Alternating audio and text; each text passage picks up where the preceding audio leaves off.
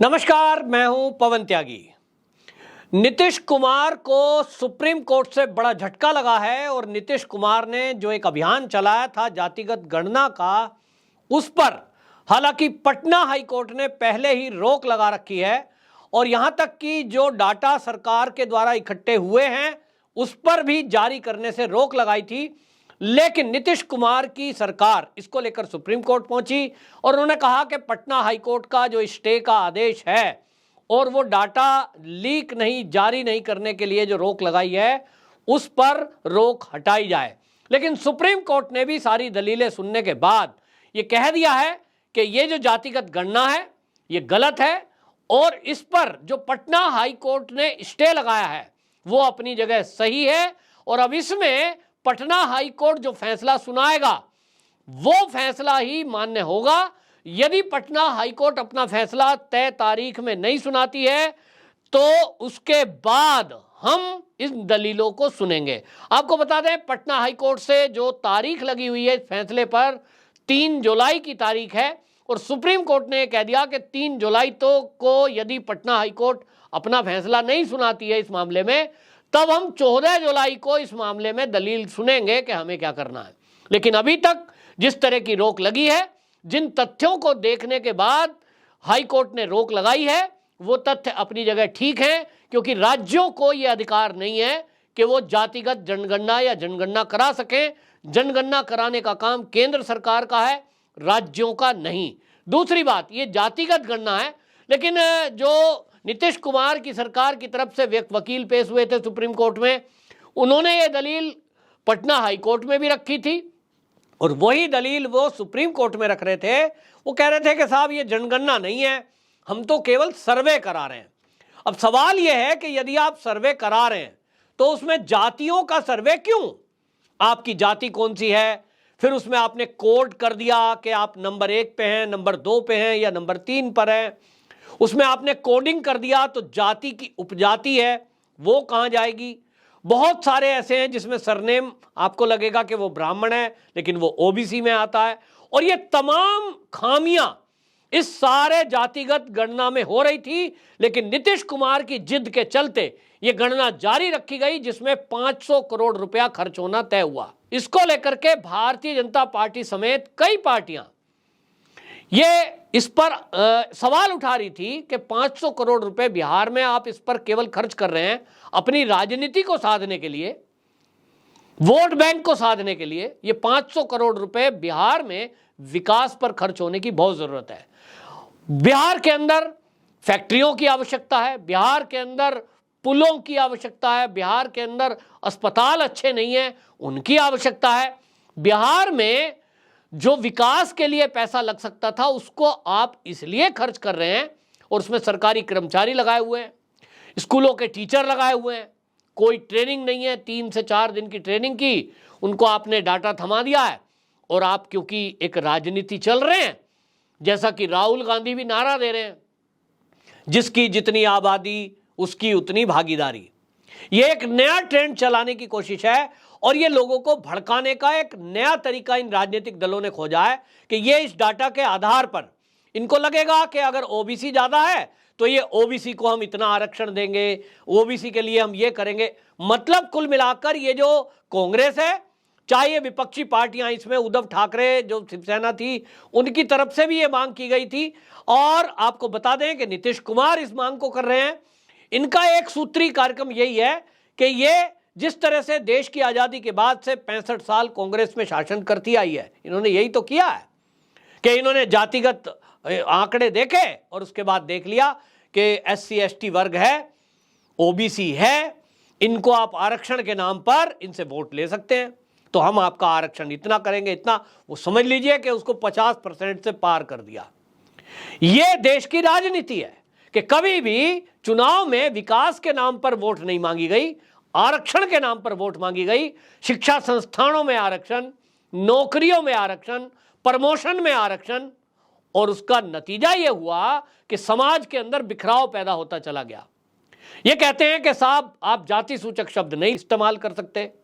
किसी के बारे में आप सोचिए कि एक बच्चा स्कूल में गया है, हमने तो वो पढ़ाई पढ़ी है कि टीचर्स आए, उनकी फीस माफ क्योंकि होती थी SC ST OBC की सरकारी स्कूलों में, तो मास्टर जी खड़े हो जाएंगे, हाँ भाई कौन कौन यहाँ शेड्यूल कास्ट है, वो मास्टर जी को पता लग गया और बच्चों को भी पता लग गया किनकी फीस माफ हो रही है।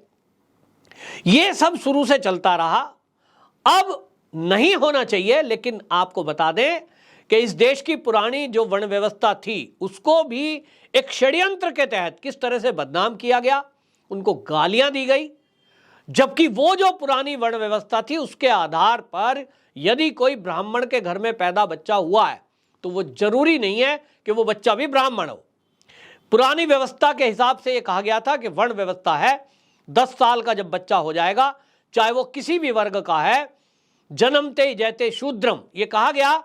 और इसलिए कहा गया कि भाई इसके बाद तय करेंगे उसके कर्मों के आधार पर, और कर्म के आधार पर जब तय होगा तब देखेंगे कि ये किस लायक है, किस योग्य है। और इसीलिए ये बातें कही गई हमारे शास्त्रों में। जो पुरानी वर्ण व्यवस्था जिसको ये नेताओं ने, राजनीतिक दलों ने गाली दे देकर उसको दूर कर दिया ताकि समाज एक ना हो सके। आपको बताता हूं, मनु जिसको किताब को गाली दी जाती है उसमें क्या कहा, जन्मता जयते शूद्रम कर्मणा ध्वज उच्यते, यानी कर्म के आधार पर व्यक्ति का तय होगा कि वो किस वर्ण में जाएगा, किस वर्ण में पुकारा जाएगा। यहां ब्राह्मण का बेटा ब्राह्मण ही हो रहा है, दलित का बेटा दलित ही पैदा हो रहा है, क्योंकि उस घर में पैदा हो गया है तो वो जिंदगी भर दलित ही रहेगा। OBC वर्ग में पैदा हो गया तो वो OBC का ही ठप्पा उसके ऊपर रहेगा। पुरानी व्यवस्था में तो ऐसा नहीं था। अगर संत रविदास जी एक चर्मकार थे तो वो ब्राह्मण कहलाते थे और गुरु की पदवी उनको मिली थी क्योंकि उनके ज्ञान के आधार पर।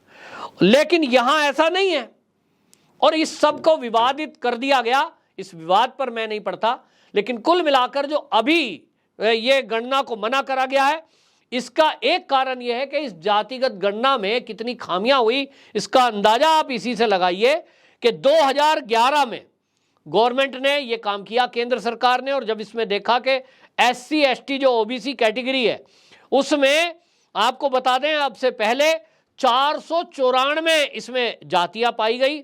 लेकिन हमारे देश की स्थिति बता रहा हूं, 2011 में कांग्रेस की सरकार थी और उस कांग्रेस की सरकार में जब ये जातिगत गणना कराई गई तो ये 42,877 हो गई। कहां 494, कहां 42,877।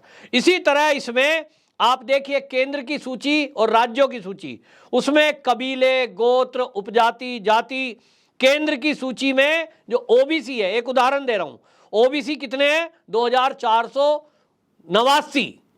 ये केंद्र की सूची बता रही है कि इतने प्रकार की जो जातियां हैं वो OBC में आती हैं। प्रदेश क्या कह रहे हैं, प्रदेश कह रहे हैं कि जी 3,150। अब ये कंट्राडिक्शन है और इसीलिए ये कहा गया कि इस पचड़े में ना पड़ा जाए। कोई कहेगा मेरा नाम इसमें शामिल करो, कोई कहेगा SC में, क्योंकि आरक्षण मिलता है। और इसीलिए ये कहा गया कि इस सबको बंद करा जाए। जनगणना अलग होती है, सर्वे अलग होता है, लेकिन जो नीतीश कुमार की सरकार है वो जिस तरह के आंकड़े अपना या आंकड़ों के खेल में देश की जनता की गाड़ी कमाई खर्च करना चाहती थी, उसके पीछे केवल एक मंशा थी, क्योंकि बहुत सारे राजनीतिक दल यहाँ जातिगत राजनीति करते हैं। ना तो काम करना है, ना विकास करना है, ना युवाओं को नौकरी देनी है। उनके पास एक सूत्री कार्यक्रम है, आपस में लोगों को जाति में लड़ाओ और जाति में लड़ाकर जाति के नाम पर वोट मांगो। खुलकर कहते थे लालू प्रसाद तो MY समीकरण। ये समाजवादी पार्टी के मुलायम सिंह जब यूपी के चुनाव होते थे तो MY समीकरण की चर्चा होती थी। MY समीकरण क्या है, Y माने यादव, M माने मुस्लिम। तो उनका फोकस क्या रहेगा, इस वर्ग की वोट कैसे लेनी है, यादवों को कैसे रिझाना है। तो उसके नतीजे हमने देखे हैं, चाहे वो बिहार हो फिर चाहे वो उत्तर प्रदेश हो, कि जो मुख्यमंत्री आए, मुलायम सिंह यादव चाहे अखिलेश, पूरे जितने उत्तर प्रदेश के थाने हैं, पूरे उत्तर प्रदेश की जो चौकियां थी, मैंने तो देखा है, सबके चौकी इंचार्ज, थाना incharge Yadav Yadav Yadav. Junior senior का कोई सवाल ही नहीं है। एक जाति विशेष के लोगों को आगे बढ़ा दिया गया तो उनको लगेगा हमारी सरकार है, ये कहा जाता था खुलकर। बाकियों का क्या, बाकियों का शोषण होता था। बहन मायावती जी हमेशा चिल्लाती रहती थी दलितों का शोषण हो रहा है, दलितों की एफआईआर तक दर्ज थानों में नहीं होती थी, भगा दिए जाते थे, भाग जाओ, कोई अखबार में दो, कहीं भी कुछ करो, उनका ट्रांसफर नहीं हो सकता, क्योंकि उनको लगता था उनके तो चाचा मामा फूफा वही सत्ता में बैठे हैं। तो ये सब चीजें गड़बड़ियां हुई और इसलिए कहा गया कि मैं तो इस फेवर में भी नहीं हूं कि जब कोई खबर बनती है, पत्रकार खबर चलाते हैं, तो वहां कहीं जाति सूचक या धर्म के नाम पर होना ही नहीं चाहिए, खबर भी नहीं होनी चाहिए। दो लोगों का झगड़ा है, दो लोगों की मारपीट है, उसको ऐसा ही बनाओ नाम से, उसमें जाति खोज लेते हैं। दलित युवक की पिटाई, अल्पसंख्यक वर्ग के आने वाले मुस्लिम युवक की पिटाई, ये खबर का कोई तरीका है? तो ये ना सरकार के लिए ठीक है, ना ये पत्रकार के लिए ठीक है। हम सब एक हैं, भारत माता की संतान है, सबको एक तरह से रहना है। और सरकारों के लिए भी, ये राजनीतिक दलों को इस आदत को बदलना होगा और ये जनता तय करेगी कि जो चुनाव हो तो आप अपने काम गिनाइए। आप सत्ता में रहे 5 साल, आपने क्या किया? कितने लोगों को नौकरी दी, कितने लोगों को आपने सुविधाएं दी, क्या क्या आपने अस्पताल स्कूल बनाए, बताएं जरा, कितना विकास का काम किया है? आप आरक्षण कितना देंगे, आप फ्री में बिजली कितनी देंगे, आप फ्री की बस यात्रा कर देंगे, आप 2000-1000 रुपया फ्री में बांटेंगे, ये कौन सा तरीका हुआ भाई? फ्री में नेता को अपनी जेब से तो बांटना नहीं है, आपका और मेरा ही पैसा है, आपसे और मुझसे जो सरकार लेती है टैक्स के रूप में, वो सरकार के खजाने में जमा होता है और सरकार उसको ऐसा लुटाती है जैसे अपनी जेब से दे रही हो, फ्री में। कुछ करना तो है नहीं, बिजली फ्री, पानी फ्री, बस यात्रा फ्री, और वो शासन में आ जाते हैं और जब सत्ता में आ जाते हैं तो कैसी कैसी गड़बड़ियां करते हैं। आप इनके ठाठ देखिए कि जो सत्ता में एक बार मुख्यमंत्री, मंत्री, एमएलए, विधायक रह जाए, सांसद हो जाए, कई कई पीढ़ियों का इंतजाम पैसे का हो जाता है, लाखों लाखों करोड़ का घोटाला खुलकर सामने आता है, लेकिन इनको सजा भी नहीं होती है क्योंकि पैसा है। निचली अदालत, हाई कोर्ट, सुप्रीम कोर्ट, और लड़ते रहेंगे केस, जनता मूर्ख बनती रहेगी। तो मौका है कि अब इन राजनेताओं की इस चाल को समझना होगा। ये देश की जनता को जातियों में बांटकर, धर्म पे बांटकर, लड़ाई कराकर सत्ता करना प्राप्त चाहते हैं। अब सुप्रीम कोर्ट ने इस पर तल्ख टिप्पणी दी है, देखना होगा नीतीश बाबू अब इसमें अगला कदम क्या उठाते हैं। हालांकि सुप्रीम कोर्ट ने जो तल्ख टिप्पणी करते हुए ये साफ कर दिया है कि पटना हाई कोर्ट का ही आदेश मान्य रहेगा, यानी ना तो डाटा कहीं आप सार्वजनिक करेंगे, ना इस आगे की जातीय गणना को आप करा पाएंगे। तो बहुत बड़ा झटका नीतीश कुमार के लिए है और ये देश के लिए एक बहुत अच्छी खबर भी है। वंदे मातरम।